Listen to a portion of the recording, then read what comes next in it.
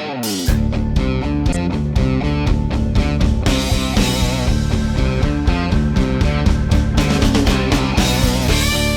to Mac and Bleu, where we introduce you to who is building Arizona, bringing you the people and businesses that shape the landscape around us. From economic development and developers, underwriters and lenders, architects and engineers, to the very builders and suppliers that bring it all together. Now let's join our hosts, Robert Johnson and JJ Levinsky, aka Mac and Bleu.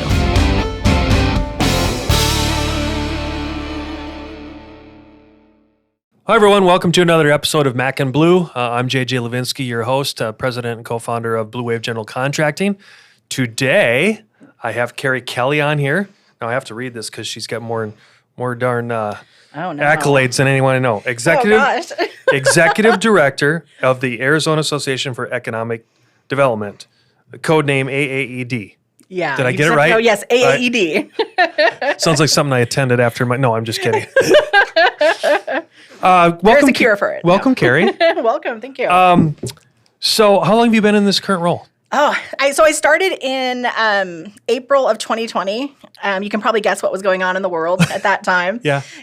So COVID it was just hitting sort of this area. I was still in California at the time. Oh, you were? So it's interesting because, I came from working at downtown Santa Barbara. And I remember when we started to have the COVID discussions at the city council meetings. And the one I really remember was they had everybody packed into this city council meeting. It was like arm to arm listening to somebody explain what COVID was. And I always think back to that, like, oh man, like it was such a bad way to learn about COVID.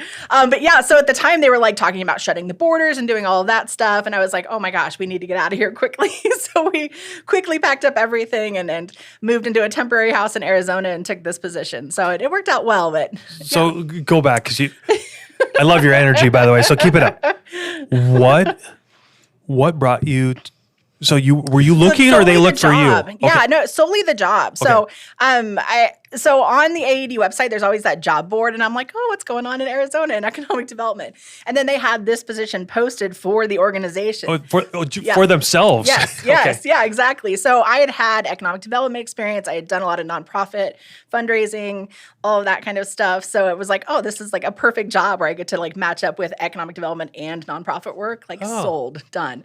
So I applied, went through the process. I myself had COVID for the second interview, and luckily they ended luckily they ended up like check rearranging the box. some things. Carrie's hired. Yeah, she's at it. It's good.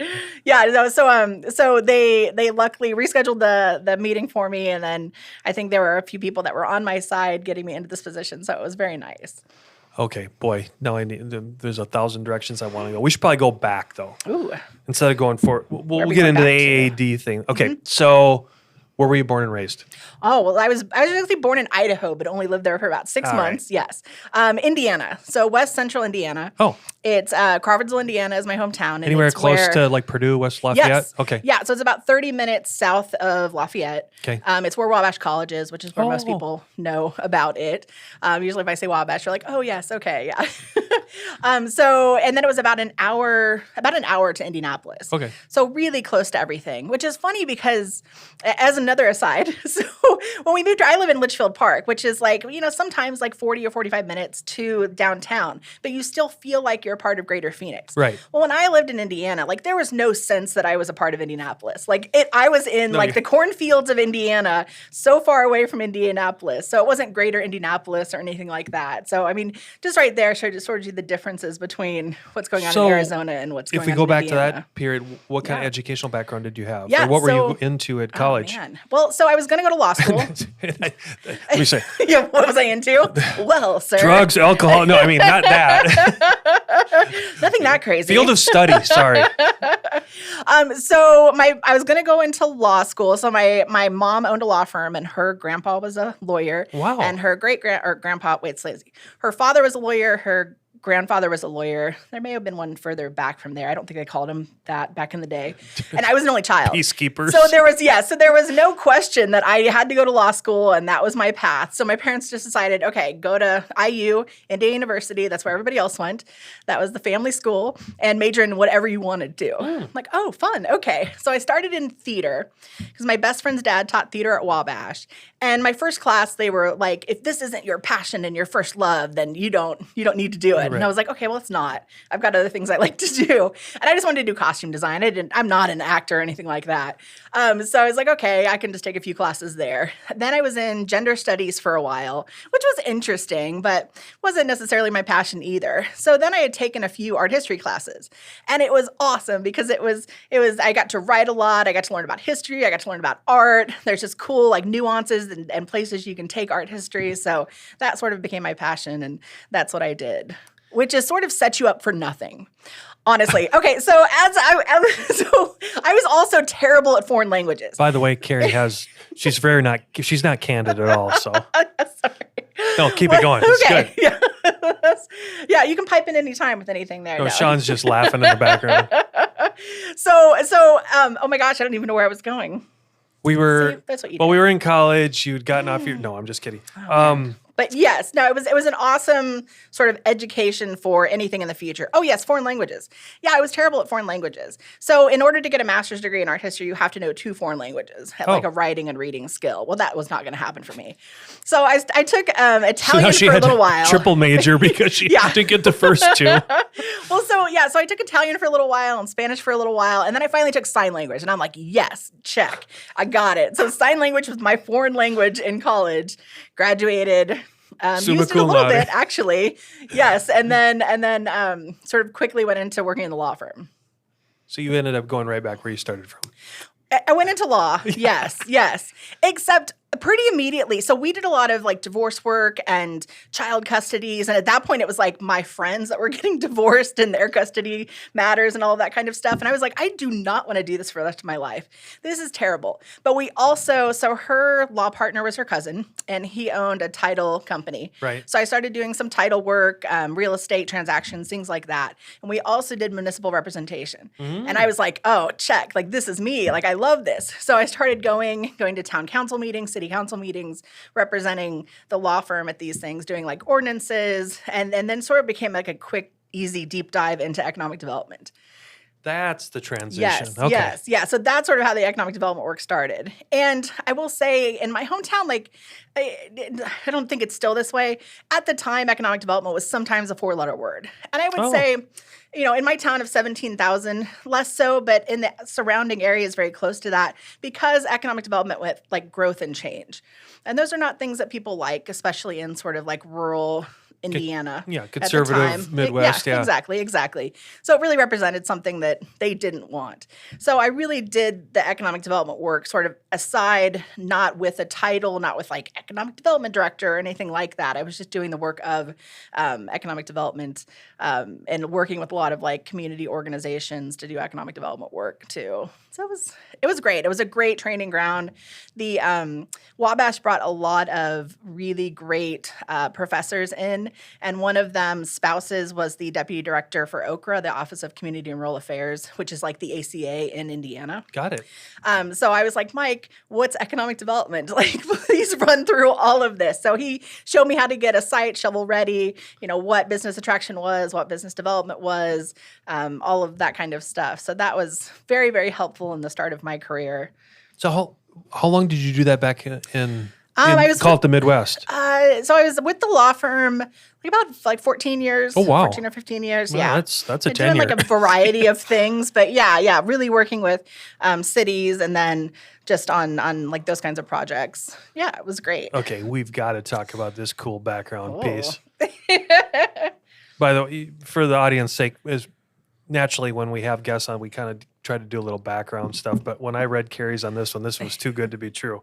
So it's she talks about her being a drummer and her dad being a professional drummer. You got to tell everyone about that because that's just cool.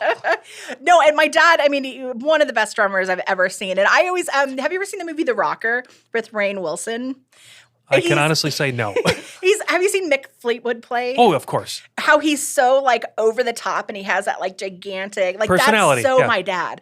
Yeah. So it was just amazing to watch him because it was like he was the show essentially. So what kind of music was he? So he played a lot of like prog rock and that sort of thing because it was the 70s at that point. So before I was born, did a lot of that stuff. When we moved back to Indiana from Idaho, he did a lot of country music, which was awesome because I was like 5 or 6 at the time, and all of the band dressed in the same outfits. So they all had like red cowboy boots, and they had these like satin red like sequenced fringe shirts. Like it was amazing to play dress up, and it was just fun to watch them play as well. And you learned then too. Yes, yeah. So they got me my first drum set when I was in 5th grade, and I watched a lot of him playing, and then just sort of developed my own style.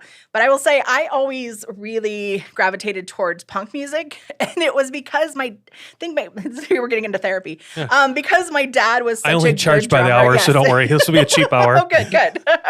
Because my dad was such a good drummer, and it's like I knew I could never like match whatever. I mean, like he started so young and had all these awesome experiences, and I like felt like I could never match that.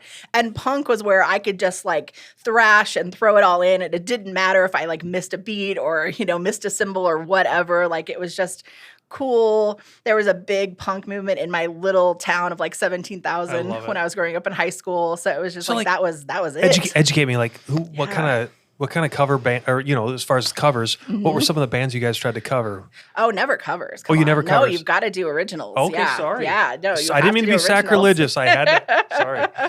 I always, and too, I like the punk bands were awesome, and we always saw a lot of ska bands that were coming around that time too, because that was really popular in the 90s as well. And everybody kind of wants to talk down about ska, but like that is like one of the hardest genres to master. It is, drumming and otherwise. And a really terrible ska band is so incredibly awful. So you have to be really, really good at what you do. Is a double negative make it a positive? So no, it was just, I don't know. It was such a cool time to grow up. And honestly, I think we ended up out in the Southwest because every band that we wanted to see, especially like after I was in college, would always skip Indiana. So like any cool band that was coming through was East Coast. Maybe they'd hit Chicago, they'd go down to Florida and head south or whatever, but they never mixed Phoenix. And sometimes they do Phoenix and Tucson or Flagstaff, Phoenix and Tucson. So that was like, we need to get to Arizona. So that was kind of always the goal, was just to see good bands, you got to get to Arizona. And there are amazing bands in Arizona. So sorry, are you still a aficionado? Are you always out there checking out bands? Yes. No, 100%. I am always out there listening to music, attending concerts, all of that kind of stuff. Like Authority Zero is one of my favorites. They're straight out of Mesa, Tempe. So that is a big one. Mad Caddies are getting. So all you listeners, soon. track down Carrie on any of her social media, and she'll give you all the rave of where to go. I will. No, there's amazing concert venues, and I'm so glad that a lot of them survived, because that was sort of a concern that live music wouldn't come back, and we would be at a point where all these places had to close. And like, thank God it didn't happen. Like that was one of my business personal concerns during COVID. Like, we've got to have the music. All right. Well, I should probably go. And I would say too, as an aside, like Kimber Lanning, another amazing drummer who did Local First. Like, there are amazing drummers that are economic developers. I don't know what it is that goes together. Like, I don't know, like economic development and making like loud noises on things. Like, it just goes together. But yeah, no, there's something about it. For all you bassists out there and drummers, there's another, you can have a supplemental income as economic developers. You absolutely can. Just ask Carrie. Yeah. She'll give you the blueprint. Let's do it. All right. AAED. Yes. I got to say that fast 10 times in a row. Now you're settled in, year and a half, 2 years? Yes. For the audience Almost sake, 3. We've had other economic development people and organizations on. Let's go back to the kind of grassroots. What do you guys represent, and what are you doing? What's your advocacy here in Arizona? Yeah, so just kind of give so the listeners and audience understand exactly what your organization does. Yep. So founded in 1974, so we were almost 50 years old. This was the organization that brought in like Intel and some of these first industries to Arizona. Oh. It was a business attraction entity before that sort of became more professionalized and happened at the state level or the regional level or things like that. So once that sort of became more professionalized, we switched over to an association. So we are sort of Arizona's unified voice for economic development, responsible economic development, and we do professional education, advocacy, and collaboration or networking. So how many people, just so everyone knows the size, like how big are you personnel-wise? We are, for our team? Yeah. 3 on our team, and then we have 2 sort of people that help out. Okay. Yeah. Okay. And we have over 500 members. 500 members. So explain how the membership works. You join, we welcome you in. You pay Carrie $1,000 into her. No, no, we're actually one of the lower cost associations around the state. As an aside, join us. But no, it's a great organization. We want to get people in. Like people love new people coming in. A lot of people think that you have to be an economic developer, but you don't. But I also preface that I think there is a lot of economic development adjacent work that happens that people don't really think of themselves as economic developers, but they do have a hand to play in all of that. So what is really what is the mix or the matrix of your membership? Yeah. I would say a lot of sort of government economic developers, or with like regional organizations or local economic development organizations. But is there anyone from the private side? Oh, yeah. Okay. Oh, yeah. So then on the other side, we have sort of the public also is like higher ed, small business development centers, organizations, venture funds, things like that. And then we have the private side. So we have a lot of construction firms. We have a lot of like subcontractors. We have a lot of that's what I expected. Architects, like all of that kind of stuff as well. Our world. Yeah, exactly. Us schleps, And we do have a lot of members from that area. And I think, I always say, sort of economic developers are like the stewards of economic vitality for a city or a region. So they are the ones I think that people need to get to know in order to know what's going on in those communities. So there's a lot of value in belonging and getting those close relationships with those economic developers. So what, in 2 years, what have you seen change the most just while you're there? I always like to say in the profession, there's been even some changes. Right at the start of COVID, when explain that a little bit. When DEI was going on, there was that big movement for DEI and organizations and all that kind of stuff. The International Economic Development Council took like a big lean in on that. That's an international organization of economic developers that we're not necessarily under, but we're a part of. Kind of a fraternity, sorority, so to speak. Okay. Yeah. And so they provided a lot of equity documents, some research, sort of practices that people can do to bring those kinds of principles into their communities. Because I think when we're talking about economic development, we didn't really have a lot of thought to, some people did, obviously, but to equitable economic development and what does that look like? So there's been some changes in practices bringing those into communities, and that's been interesting to see. Also, I would say housing and workforce and broadband would be the three things that we've never really been focused on as economic developers before really intensely. And those are the 3 things that through the pandemic sort of shone a light on that we need to be very mindful of. Trying to be an attentive listener here, I could see how, and not disparaging anyone else that was in your seat here as other economic developer, but that's the first time I've heard that explicitly stated. I mean, it was implied before, but I think that's the first time I've heard it explicitly stated. And knowing what we have with supply and demand problems, I could see how that would have changed. So, if you don't mind, what kind of initiatives or programs have you seen to tackle those particular topics? I think the realization was probably the first of it. Here's a 2x4. Just stand right here. Whack. Well, and I mean, what we've seen in the greater Phoenix area, like we've had so much success, but has that, I wouldn't say that's created this, but we are seeing the sort of, rising housing costs, things like that. I think, the things that they're working on for the public trust are very interesting. There are things that the state legislature that they're working on in terms of sort of stripping away cities' rights in planning and zoning that they're not necessarily in favor of. So there are sort of a wide range of things that are happening to address some of these issues. Can you give an example of that? Oh my goodness, no. Okay. I haven't seen it's so new that I don't even know exactly what that looks like from the state legislature. No, I'm not trying to pin you to it. But yeah. I'm just trying to think of like the audience listening and go, well, Carrie, what does that mean? What does that look like in my community? Yeah. I mean, it I think essentially is sort of just taking away those that businesses can come, or that especially like multi-housing or housing can come in and sort of design where they want to be, and there's less restriction in terms of where they can be and getting through the city design process and things like that is I think a part of that. Have you personally had to get into any of the gentrification topics or arguments? Yes, no? No, not so much. I would say we've seen some NIMBYism even on business attraction side. Okay. Some like outcries from communities on that they don't want those businesses there or things like that. I mean, I think we initially saw those with cannabis when I was first here, but then there's been some other ones as well. Sort of our organization mission is to go in and sort of say these are the benefits of having this in the community. This is what it means to the workforce. This is what it means to additional labor pool, things like that. Additional, sales tax revenue, that kind of thing. But really, for us, it's up to each individual community to decide what responsible economic development looks like for them. I mean, it's not even necessarily up to our economic developers. They sort of see the city through that path to get the input to figure out what that means. And that's in an economic development plan, that's in a general plan, and then it clears with the city council in the end. So there's a lot of hands on economic development.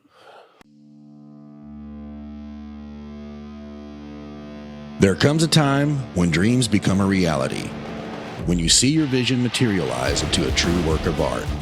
And the only way to get there is to choose a general contractor who shares that same vision and knows how to bring it to life. At Blue Wave, we aren't so big that we've forgotten where we've come from, and we aren't so small that we can't care for your projects regardless of their size. When your vision deserves safety, perfection, timeliness, and expertise in order to become a reality, trust Blue Wave to get it done right the first time.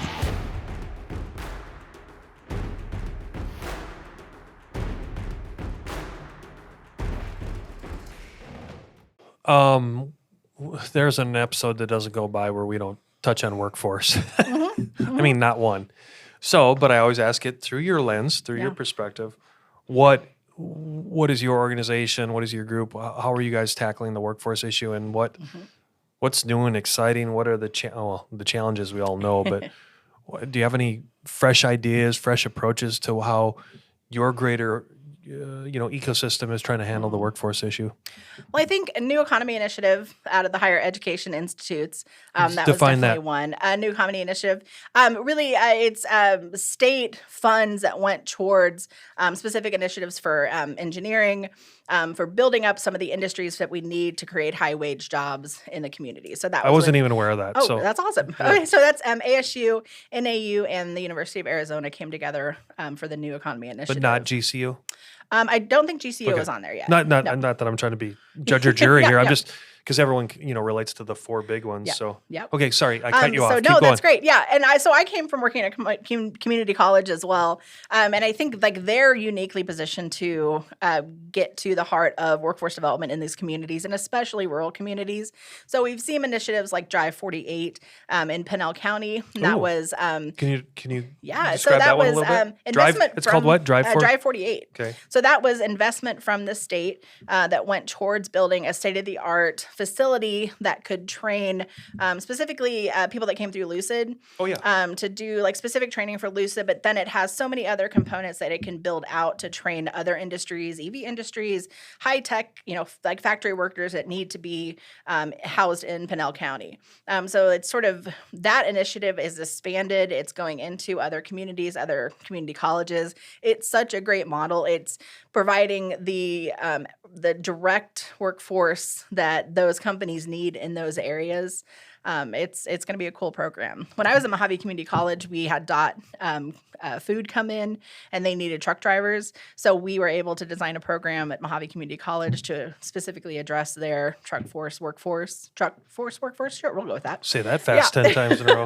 So there's just like really cool initiatives that are going on at the community college level that I don't think people hear about that much, because you do hear a lot of like ASU and like every university is doing amazing things, but like these community colleges are like where it's at. I'm glad you brought that up. And again, we've had a lot of this kind of initiative on the podcast in the last year, taking it even down to, I'm thinking like the high school level. Like we had the group from up in Cottonwood and Sedona and Camp Verde on how they were handling that. It's humbling, it's intriguing, and it's inspiring that all this is going on in our state. So kudos I think to all of you. That is the other thing is like, I mean, I just talked to some of my friends in San Diego, and all of the things that they're pulling from happened at Maricopa Community Colleges. Like, so Whoa, what? There's just so much like innovation that's coming out of Arizona that like other states are pulling off of it. And they're like, oh, that's such an amazing program. Like, I need to replicate it in my community to deal with the issues that I have in my community. So like I would say I've worked in California, Indiana, and here, and like we are far and away so much more advanced in economic development than any of those states. Wow. It's a cool time to be here. Oh my gosh, you got me thinking. Plus, you're so energetic. I love it. I get that a lot, actually. No, you went down, you were talking about something, and I wanted to ask another question. I can't remember it because we went down this workforce. Oh, yes, on the workforce. Okay, keep talking about the workforce things because everyone wants to know. What else are you seeing, Carrie? Oh, gosh. Like Goodwill just got funding for the Excel centers. So that is to provide high school educations for people that are past 18. It actually came out of Indiana, so I knew about it when it was in Indiana, and it just got funded. Oh, man, I think it was last year through the legislature. To expand that, to have that here, and then to, I think, expand this next year. So like they're just cool partners, everywhere doing workforce initiatives. And it's all, I would say, like pretty coordinated as well. I mean, I don't want to say that we're the, group that brings everybody together, but come on. No. I do think, though, it's a lot of our members that are talking amongst themselves about how to figure out these challenges and overcome the challenges that they're seeing.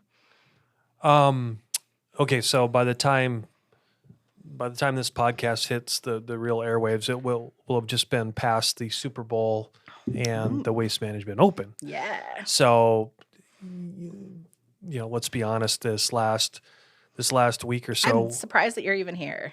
Come on, I'm a contractor. It's hard to work after a Super Bowl Sunday, right? Not all of us party. So, but in your role, how does all of that look? Like leading up to, I look back to when I think we had the Glendale city folks on here, one of our first episodes, talking about the Super Bowl economic development director or the mayor, all that kind of stuff. But from your perspective, what has the last year been like, just tailoring to those two mega events, apart from, we have the Barrett Jackson, all the usual culprits, plus everything that's going on, like you said, with Intel, TSMC, all of the tech stuff. But again, for the audience's sake, take us through your lens of what it means for an annual each year for like the Waste Management Open and or these anomalies like the Super Bowl and the typical sporting events like that. Is it just nutso? Is it insane? Like how do you manage all this and how do you bring all the groups together? So we are unique in this state. In that we have the Greater Phoenix Economic Council, we have Sun Corridor down south, and then we've got Yuma Economic Development Corporation, and then we've got Econa up in Flagstaff. So we have these regional economic development organizations that are bringing people together to have conversations. So they see, a year or two in advance that these things are coming down the pipeline, and they're getting prepared. But what that really means is it creates an opportunity to have so many CEOs and people in the state, and it's sort of like the best sales pitch that you can make with all of these people here that may expand or relocate their businesses or things like that. So there is a lot of activity that goes on in those organizations, and then with the ACA, the Arizona Commerce Authority, to get together groups of people to run them through what's going on in Arizona, to sort of, I don't want to say wine and dine them, but to sort of, bring them here, show them why Arizona is so great, take them on little tours, take them on video tours or whatever, have site selectors come in and talk to them about all these different communities, why it's so great, why their companies should relocate here. It just creates this like captive audience of people who are already here to have a lot of fun that then can work on the side. It's a business trip. They're doing this. They're also having fun. It just creates a really cool opportunity for us to sell Arizona. Interesting. Yes. And that has gone on to, I think it's such a great business opportunity just locally for Arizona to have the Waste Management Open here. I mean, you guys know what goes on just, with your businesses at the Waste Management Open. But then to have that kind of thing that you can bring in these CEOs and really talk to them about Arizona. It's cool. And then the Super Bowl this year, like what on top of all of it? It's Yeah, the so 100 awesome. Don't quote me on it, but I think Phoenix Business Journal, I think the waste management alone had a $450 million impact. What is it combined? Like I can only $1 billion, imagine what the think, Super Bowl, it had to be just an insane number. And it's like not even, I was just talking to somebody from airports the other day, and it's like, those are like not really things that you think about, but the little airports all around the state, I mean, they had to find places to put planes because they had, people flying in to see the Super Bowl, the Waste Management opened, Jackson Barrett, I'm sure, but they like filled up like months in advance for people coming in. So then people just had to keep going further and further out. All of a sudden they were like flying into Kingman to get down here, which is totally great. Like, let's do it. I can't remember when it was I talked to someone, pilot or whatever, and they said if you ever want to see something cool, it would have been the Sunday night of the Super Bowl, or because of Waste Management, or even Monday of the logging the air, whatever you want to call it, the air traffic. Sorry, like air traffic control, to just see Phoenix, basically Arizona would have looked like a firework, right? Like all these lights going out. But what's cool? I mean, I was just down in downtown Scottsdale, and it's still packed. Yeah. Like, people are still here because of those events that went on. It's awesome. They come in and then they stay for 4 months and call themselves snowbirds, right? That is true. Hey, it's all right. They're locating their businesses here. So, here's a question I've always wanted to ask. Oh, gosh. This could be a tough one. So again, in your role and in the organization's role, how do you avoid what I call a sophomore slump now? So you have a year, you had all the COVID stuff, then we had this unbelievable build up to what just happened currently, and even with both on the what I call the entertainment side, plus everything that's been announced for what I call again, like the chip corridor and everything that's transcending off of that, and the California exodus. So now, how do you guys avoid the sophomore slump, and how do we keep that economic development going? Not only from the financial perspective, but what you were talking about more on the altruistic side of, housing, broadband, these other things that impact economic development. I know that's a loaded question, but I also know you're smart enough to kind of pick up what I'm throwing down. So man. How do you guys address that? Yeah. Just keep it going. Okay. How do you keep the ball going down there? Luckily, you can talk to anybody at like GPEC or ACA, and they still have so many leads in the pipeline. Like, there are so many people that are even mega projects that are looking at Arizona that we're going to be seeing, in 2 or 3 years' time coming down.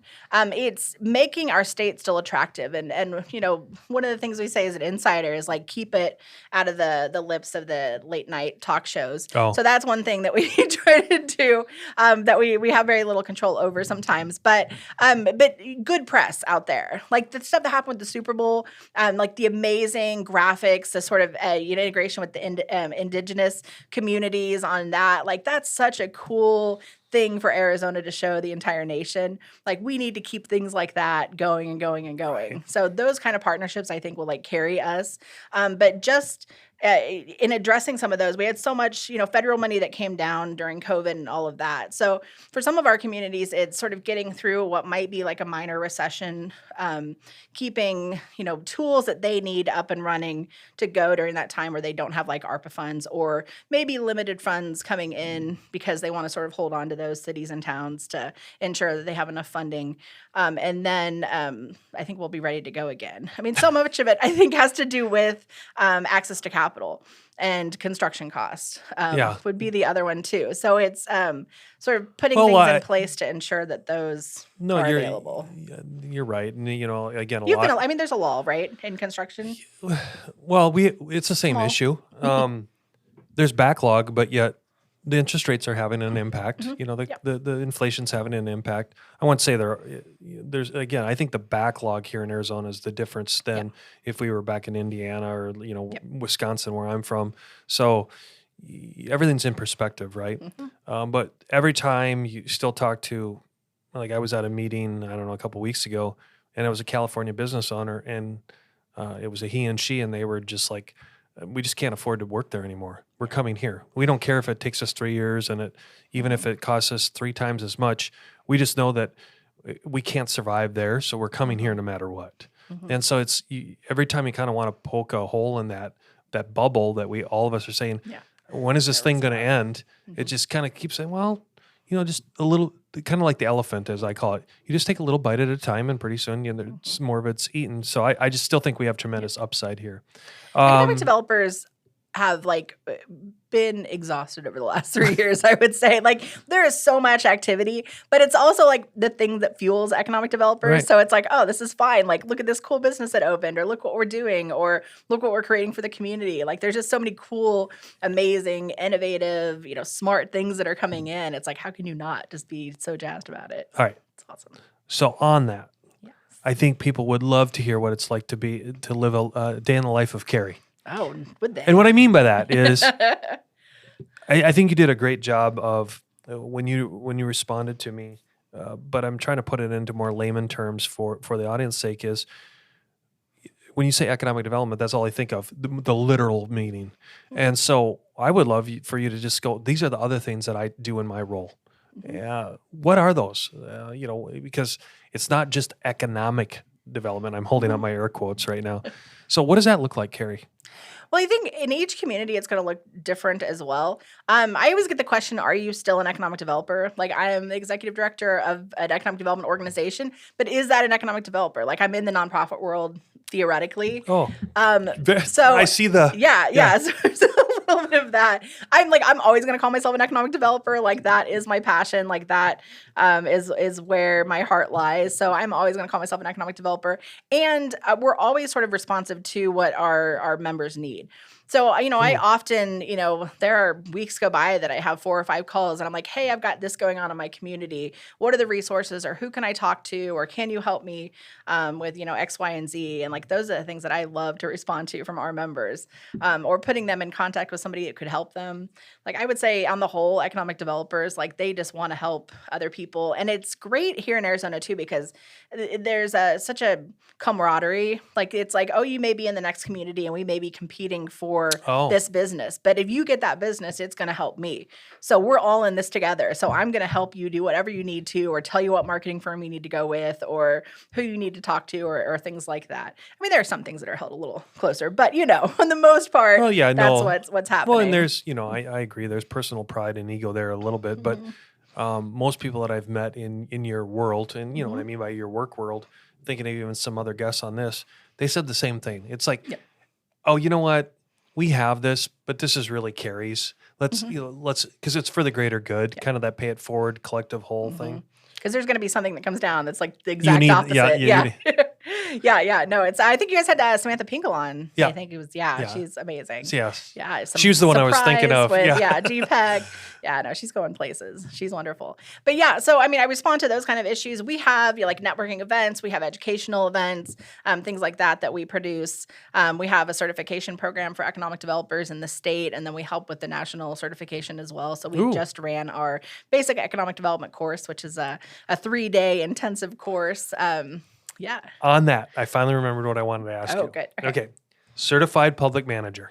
Yes. What does that mean? So it is a program through ASU, and it's a lengthy. I was like 8 months, I think.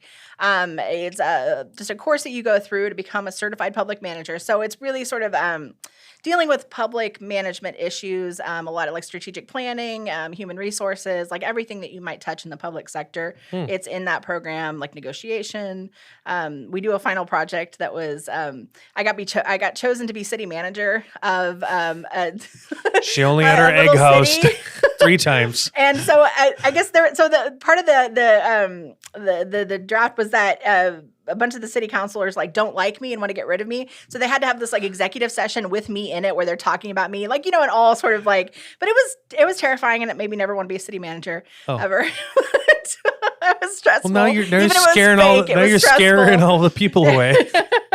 No, I mean, it was interesting to be in the shoes of what those city managers do. I mean, so many of our economic developers work at municipalities and cities, and their direct bosses are city managers, but then also like city council members. So they're always going to come to them and ask them for ideas, and the city manager usually plays a goalie on some of those, but they're always responsible to those people. So it's interesting to see like what they had to go through on a day-to-day basis as they do their job.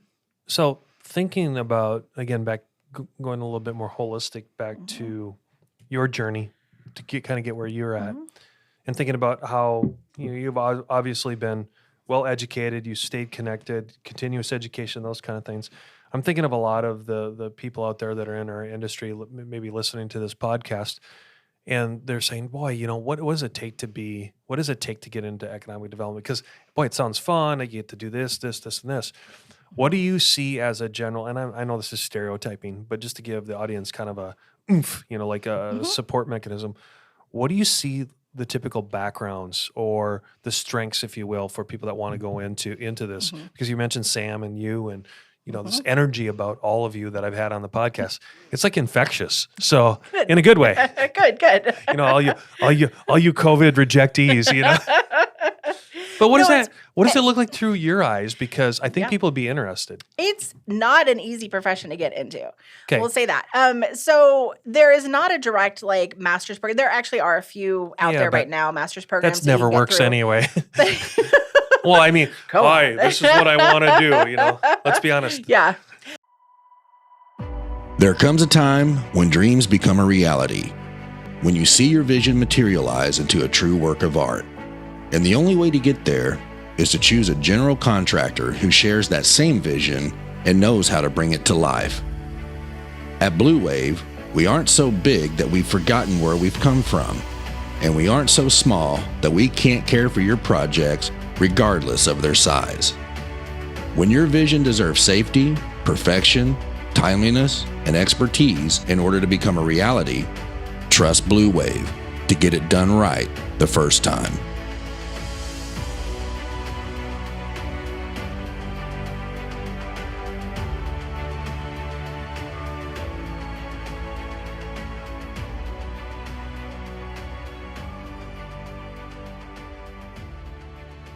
No, and I mean, the great thing I've seen is, typically people have a master's degree. It's usually a master's of public administration degree when they get in here.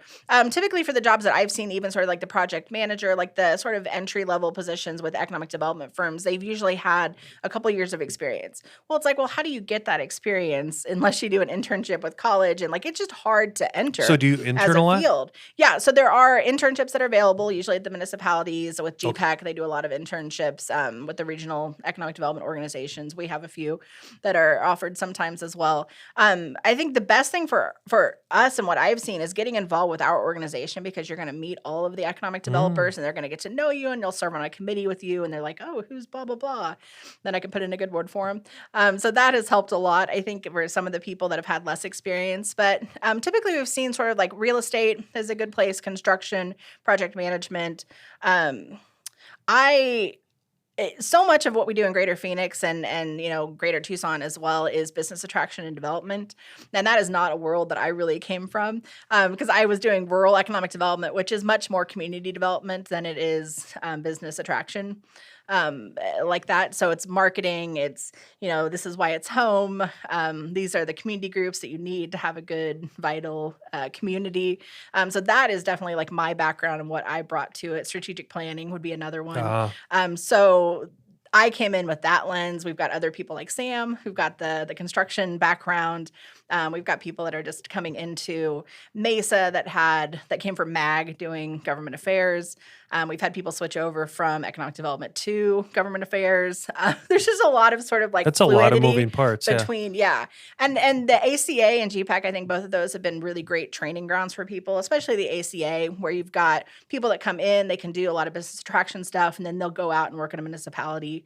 There's a lot of time not great advancements. Some of the directors have been there forever, or the deputy directors at the municipalities. So you typically have to move from city to city in order to move up sometimes. But then you get a really lot of great experience working with a lot of different people, different types of industry that you're working with. It's cool. It's the best profession. I will always sell it as that. There you go. If you just want to be an Energizer bunny like Carrie, just join up. All right. It is part of the job, definitely. You said something that made me realize I need to ask this question again so you can explain it. With, your title, Arizona Association for Economic Development, we've talked a lot about just Phoenix proper, but it's the whole state. So, and like other programs and other, ED stuff that we talked about, we'd be remiss if we didn't talk about what's going on in the rural parts of Arizona. So what would you like to share or just touch on that aspect, whether it's Flag or Tucson or even Yuma or Kingman or whatever, Show Low. What does it look like outside Phoenix proper, as far as like what you guys impact on under your umbrella? We have so many partners and economic developers that are not in like the greater Phoenix or greater Tucson area. And they're doing really amazing things. So much of it is setting yourself apart from the rest of the state. And I would say like the Verde Valley has done a really great job of that. Where like it's wine country. Right. Like you know what you're going to get. It's tourism. It's beautiful. It's, you're and they're not shy about it. They're proud of it. Yeah, absolutely. Yeah. And they have every reason to be. Yeah. And there are a lot of things that have sort of spun off from there in terms of like small business development and retention and that sort of thing that are happening up there that are really, really great. Have you seen any other regional moves like that or movements like that other than the Verde I would Valley? say Sierra Vista with the airport. So a lot of like drone, a lot of airport support, things like that down there. Never thought of that. Yeah. Yuma, they do a lot of cross-border communication, workforce development. They have great people down there. One of our board members is down that way. Kingman, again, really capitalizing on Route 66, doing a lot of marketing for that in the region. When I was up in the Kingman area, they took over the airport. The city took over the airport and brought in a lot of change. They brought in a lot of new industry up to that airport area. That's really blown up. Now they've got the interstate from Phoenix up there they're talking about and doing all these interchanges in Kingman to get people off of the interstate into Kingman. The hospital's actually helping to fund a lot of those. So it's cool development all over the state. I mean, never mind what's, happening in Flagstaff and all of the new businesses that are opening there. I mean, we just had Newcourt just expanded into Kingman area. It's not just greater Phoenix that we're hearing about now. No. Like it is all over. And some of that is having the adequate infrastructure that you need in those rural communities, the broadband. When we lived in Fort Mojave, we didn't even have broadband internet at that time. Wow. Now they just had a company come in that are doing a bunch of broadband in that area. But that's just what we've seen over that period of time. That was in 2016 to 18. Yeah, 2018 when I left. So yeah, I know it's happening quickly. Again, forgive my naivety in this, but is the broadband is that solved now statewide, or is there still some really poor areas? There's still, yeah, Okay. no, they're still continuing. I mean, we can't have as massive a state as we do and cover it completely. We have had a lot of outside companies, broadband companies come in and invest in those communities. We've seen that in a lot of different areas. So that I think that's been really helpful. And then some expansion from players that are already here. So it's slow. I wish there was all the funding for it to happen all at once. But you guys do the best with what you have, right? Yeah. All right. So now I'm kind of open it up a little bit, open platform for you. What haven't I asked you, or what would you love to share about either your role, what you want to see in economic development, who you're recruiting? I mean, it's kind of a free-flowing event now. So, Carrie, what do you want to talk about? Well, I'm curious what your interest is in economic development and why are you so excited about it? Well, because when Robert and I set up to start Mac and Bleu, it was we wanted an agnostic platform to really look at building Arizona. And I think everyone thinks of AEC, which is, we all talk acronyms, but architecture, engineering, and construction. And we said when we did that, I remember when we mind mapped it, we were like, no, we want to get into economic development. We want anything that touches truly building Arizona, even to where, I want to, on future episodes, the contrarian standpoint to a lot of this kind of stuff too, because we wouldn't be doing our justice of being agnostic if we didn't poke holes in it. So for the first year, it was like, get as many people on here to kind of elevate it up, and then let's poke holes in all those theories, because then we're truly going to be a podcast that talks about building Arizona. Because then you if you're not willing to kind of peel the onion back and expose your weaknesses, meaning us as all of us in Arizona, like we get it all the time, and we kind of touched on it is, hey, when's your bubble going to break, Arizona? When's this going to burst? Because you guys are at the peak of it, and we talk about that almost every episode. So I don't know if I'm answering your question directly, but it's kind of like how do we look at this in totality instead of just being a construction related podcast? Yeah. So With that, now what's See, your and I reverse always question? think so the higher level is, I would say higher level, that sounds Yep. terrible. The umbrella would be like economic vitality, right? Exactly. Like that is like, how do we strengthen economic vitality for the state of Arizona? And then one of those lenses is economic development. One of those lenses is construction. Like Well, one of those. And it's longevity in all of it. So whether it's when we so one of the things I want to get into is, okay, let's look at capital longevity as far as, okay, what's the sustainability of Phoenix? We would be remiss if we didn't talk about water, right? We have to address water. We have to talk renewables. And not to be that's not from a political standpoint. I'm talking just from an infrastructure standpoint. I want to make sure we look at how is AI impacting, and what, we'd be ignorant if we didn't talk about what technology is doing to our collective industry. And construction has typically been at the bottom of it. So a lot of the episodes we've had have talked about how can we transform that.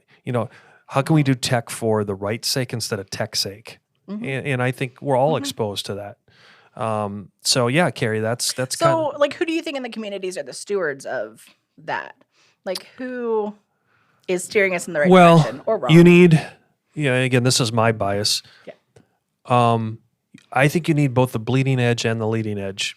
So, and you get to see these kinds of people too. So let's say, we need to let entrepreneurs be entrepreneurs and kind of be on that bleeding edge. And then we need to let capitalists be on the leading edge of how do we take what you have and what we have and transform what the bleeding edge is into something pragmatic that I call the leading edge. And, I'm going to give a shout out. I think a lot of us are a positive byproduct of that. Look at how good it is in Arizona right now, because our predecessors somehow looked at what we had here without mentioning names, without getting into geopolitics. But our predecessors made Arizona an attractive place to come. Well, let's be honest. Okay, beautiful weather, other than, the 2 disgusting months in the summer, but you don't have to shovel sunshine either, right? True. Okay, so favorable business environment, close proximity to international trade, being Long Beach and Mexico. So, we've got advantages there. And and we could go on and on and on. So I think it's a lot of things culminating to kind of this holistic plan. But back to your question is, all of us are stewards of that. And it goes kind of back, I don't want to be contributory to what I call that sophomore slump either. Yeah. So that my challenge to all of us is, okay, we've gotten here. How do we go here, but not for just growth's sake, but for sustainability's sake? And I think sustainability, that word, means a lot to a lot of different people. But we could dive down into every one of these. But yeah, I'm excited about what Arizona has for the future. I really am. And I just think there's a lot of really bright people that care about what we're doing across all things. It just so happens, like I always talk about construction as, I've always used this tagline. It's like, well, what do you do? Well, I solve problems, but my currency is construction. And I think kind of the epitaph of the podcast was kind of, Robert and I built that off of that. And so your group, why you're here, Carrie, is that economic development is, we all need each other, but you're kind of at the precipice of, hold it, those companies, these entrepreneurs, these people, these whomever, they're coming to you first because they want to know, all right, what's the landscape look like? What's the landscape look like? Am I walking into a firing squad or an opportunity?